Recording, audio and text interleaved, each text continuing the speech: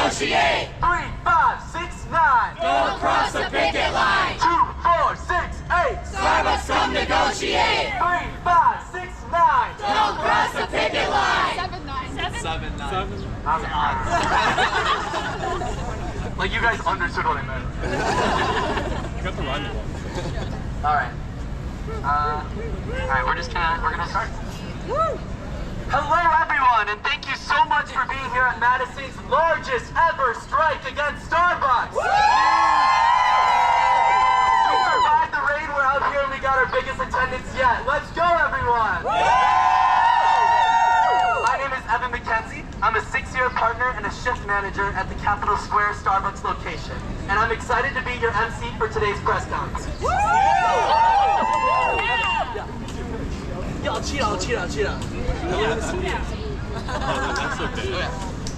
Today is the Dane County Farmers Market, which is usually one of the company's most profitable days in the city of Madison.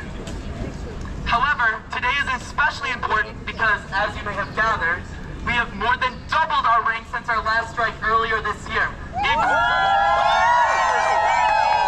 Exactly a month ago, we had another Starbucks location, the Starbucks over at Cap Split. No, same street. Overwhelmingly with a vote of 20 to 2. That's remarkable.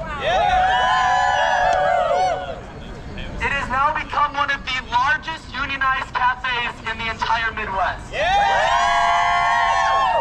In previous strikes, we discussed how Starbucks has refused to come to the bargaining table to discuss fair pay, safe working conditions, and their illegal union busting tactics. Today, as part of a nationwide action along with over 150 other stores and thousands of other workers, we are highlighting how the company's union busting campaign has shifted towards a blatant attack on queer people.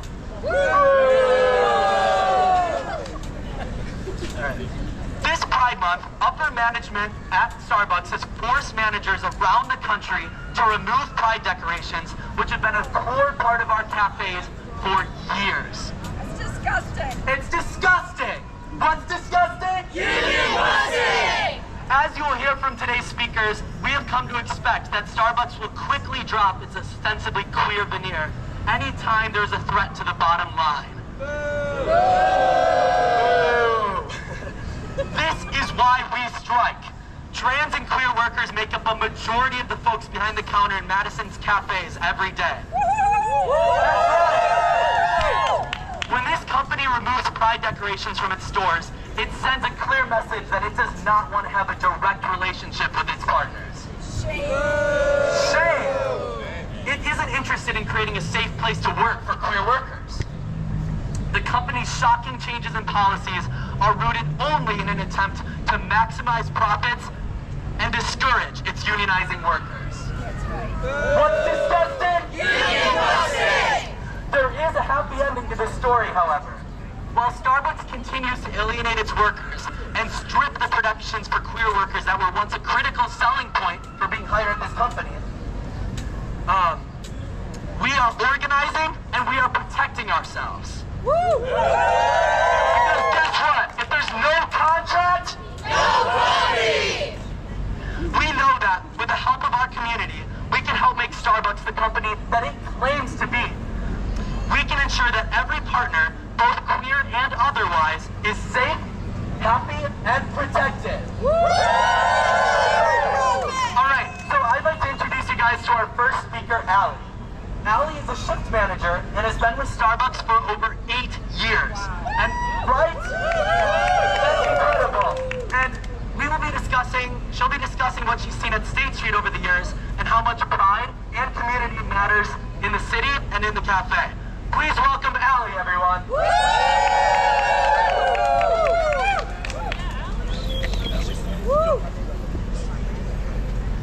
Hi guys, thank you for the warm welcome. So my name is Allie Kerr, and I have had the pleasure of working at Starbucks on State for 6 years. Actually, can I get the one with the connector?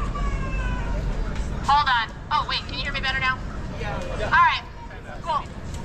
So I've worked at Starbucks on State for 6 years, and for years I've told everyone who will listen what a special place it is.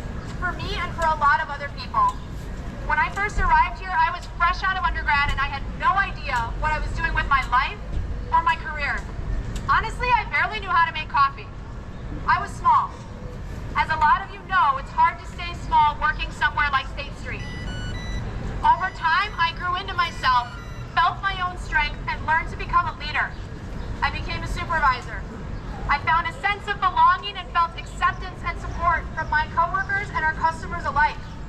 I made lifelong friends, real lasting friendships with people that I will cherish for the rest of my life. The type of friends that help you move over and over again, help you change a tire in February, and look out for you when you need help. I experienced personal and professional growth. I attended graduate school to pursue a career in education, graduated, and moved across the country. When I came back to Madison, I knew I needed to come back to State because our store is a special place. There's magic in the growth that happens here, and there's magic in the people that you meet along the way, and you really do meet a lot of people. As folks who live in Madison, and particularly around campus, know, our town is a place of great transition. People come and go quickly and freely, and they come from all over the world. Our store is no exception. Each semester, a new crop of transfers joins us, and most of them are just 18 or 19 years old. They're still kids. They would hate that I call them that, but they're still kids. Still learning who they are and how they fit into the world around them. These kids come to our store the same way I did, small, timid, uncertain. They haven't grown into themselves yet, and many haven't found their strength. Over the years, I've realized that watching and helping these kids grow is one of the most fulfilling parts of my job. It warms the soul in much the same way as my work in education. When people get here, they're nervous. Their lives are filled with transition and change. They're away from family and home for the first time, and holy crap is it busy. If you've ever been in State Street during the school year, you know, right? After a few months, this changes and people start to realize what our store really is. Yes, it's a place of work. Yes, it's a place that sells coffee. But really, it's a place where people are loved, valued, and accepted for who they are. For some of our new kids, that's something that's happening for the first time. People learn that in our store, they don't need to hide parts of themselves or watch what they say because people won't accept who they are. People all over the LGBTQ+ spectrum are loved and accepted, and they have been for as long as I've been here. Ours is a culture where people are free to explore their identities, learn who they are, make mistakes, and feel loved. One of the ways that we express our care for one another is through celebrating Pride together. We decorate our store, jam to the music of queer icons, and celebrate a month that means a lot to many of us. Ours is a happy place. When I heard grumblings of decorations being taken down at other stores around the country, I was concerned, but I didn't think that it would happen here. And when it did, I was heartbroken. State Street is a place of love and acceptance, and I understand that taking down our Pride decorations was not meant as an act of aggression, but it felt like an assault. It was an assault. Right. Yeah. It disturbs me to my core that Starbucks has, even in a progressive city, at a store with so many queer workers, chosen to do this. By forcing these decorations down and telling us it's not welcoming to all, we're being told that we need to put the comfort of those who would hurt us above our own. It changes our store from a place of joy to a place that feels unsafe. I can't speak for all of my coworkers, but I can say that I personally feel less valued because of it. And this cynical action doesn't just disillusion our workers. It also serves to empower reactionaries who would just as soon outlaw and ban people like us. It shows people, yeah, absolutely. It shows people that violent rhetoric against LGBTQ+ people works, and it encourages them to use these tactics again and again, making our society at large a more dangerous place. All people deserve the chance to learn who they are. All people deserve to feel loved and accepted. And that's why we're striking today.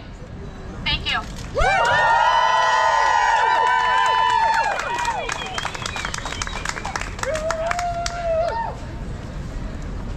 All right, next I'd like to introduce our next speaker, Senua. Senua works here, actually works at Cap Square. Senua's been a partner for around a year now, and she's going to explain her experiences working at the store and what this strike means to her. Please welcome Senua.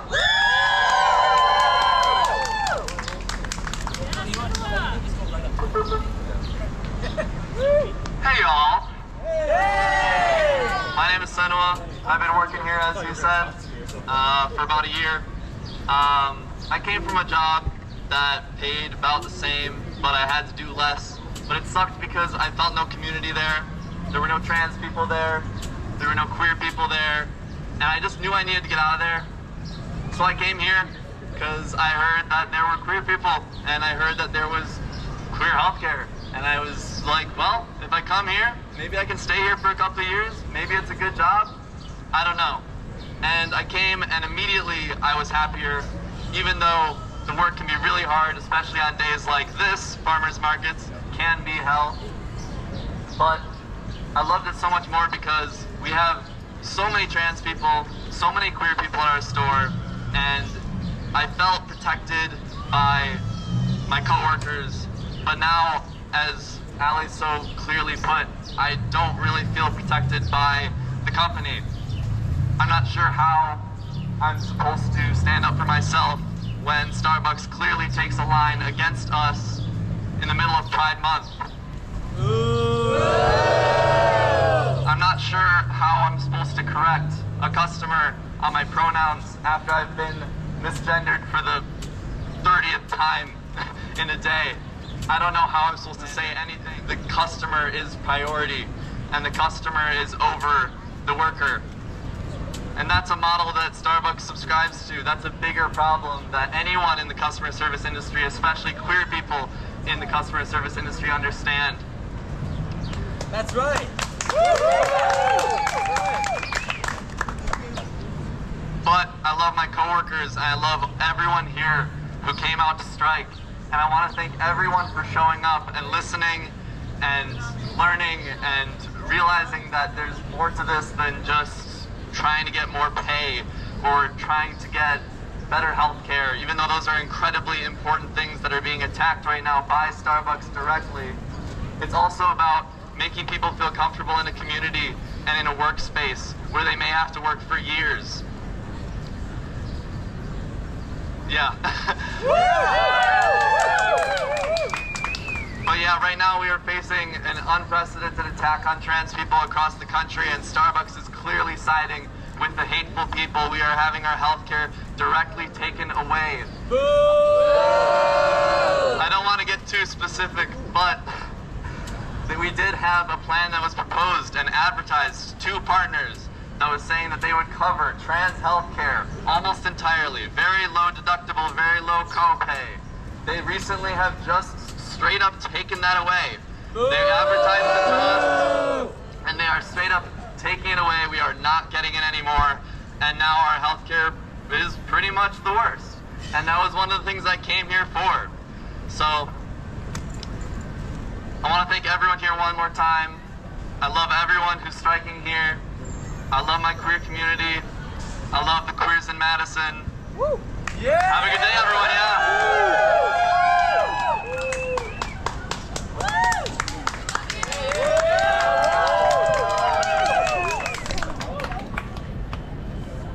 All right. Hey guys, let's give another round of applause to today's speakers. I'd like to thank everyone here for coming out and supporting our fight to hold Starbucks accountable for their illegal and blatant mistreatment of the people they call partners, and especially of their LGBTQ partners. You can support us by donating a few dollars to our organizing campaign, or by tipping us with cash in the cafes, since they took away credit card tipping for unionized partners. Come on. That's fucked up. As we've always said, this union is only as strong as the community it is a part of. We love this town, we love our customers, and you know what? We love the farmers market. I want to close out today by reading a note given to us by an anonymous patron at our store. Hello, baristas.